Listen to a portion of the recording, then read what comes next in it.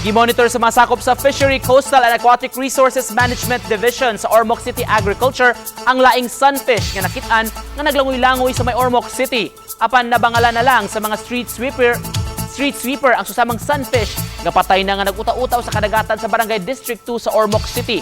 Gumikan sa kadako og kabugat o 8 ka mga tao ang nagtabang og alsa paingon sa baybayon. Iban-aban ang moabot sa dulan 2 metros ang gitason ug dunay gimbugaton nga moabot sa dulan 1 kagatos ka kilo. Matud ni Irish Belmonte ang section head sa Fishery, Coastal and Aquatic Resources Management Division sa Ormoc City Agriculture Office nga wala ray samad sa lawas ang maong sunfish apan pinaagi sa gihimong nga necropsy nasutang adunay plastic sa tiyan niini. Based sa initial findings, sa initial results na nagihatag sa mga nag-necropsy ng mga veterinarians, ang ilang findings kay systemic parasitism, kuan gid siya infected ang tibuok niyang organs pati na daw ang iyang muscles.